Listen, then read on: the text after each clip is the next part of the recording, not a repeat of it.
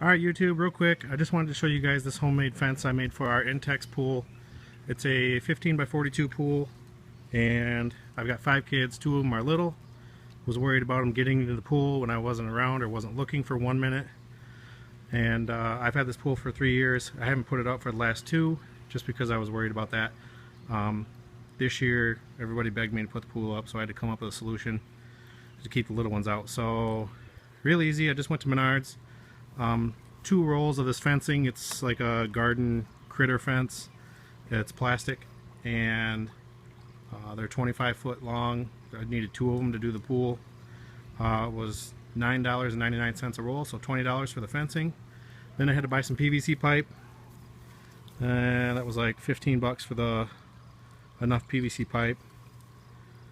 And what I did to attach them is some stainless steel screws. There's one there you can see, and then I drilled a hole and put one in there.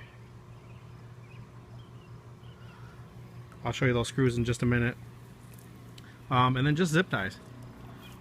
For the zip ties I drilled holes so that they wouldn't slide. And probably the only concern I have right now is that on the bottom, they probably could pull this out far enough and get through there, so we thought about taking the zip tie and just going around that post.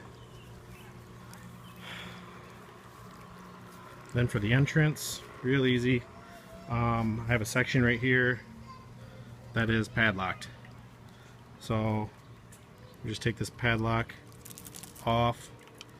This small section of fencing comes off. That's where I put the ladder. And then I just bring the fencing over here and lock it over here. None of my kids know the code for the padlock. I don't want even my older ones to know, so that they don't open it for little ones and I don't know about it. So the screws, let me grab a screw here. Bought these also at Menards. Self-drilling stainless steel, that way they don't rust. Not that I'm really that worried about it, but that's them. So real easy, you just drill them in.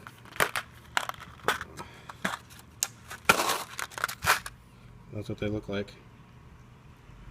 So pretty simple. The whole thing cost me like 40 bucks for the screws, the zip ties, fencing, and then the PVC piping. You can see here in my garage, those are I had some extra PVC pipe, and this is the garden fence. So yeah, pretty cool, pretty effective.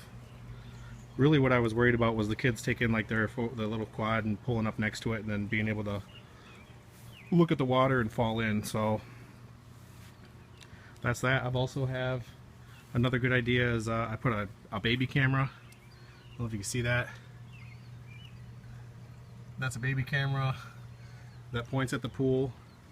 That way, even if my big kids are in the pool, I can still keep an eye on it if I have to go inside for any reasons. There's always a reason to step away from the pool, and that's the problem with the pool.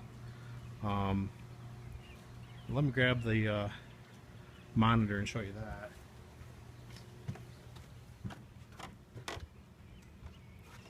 that.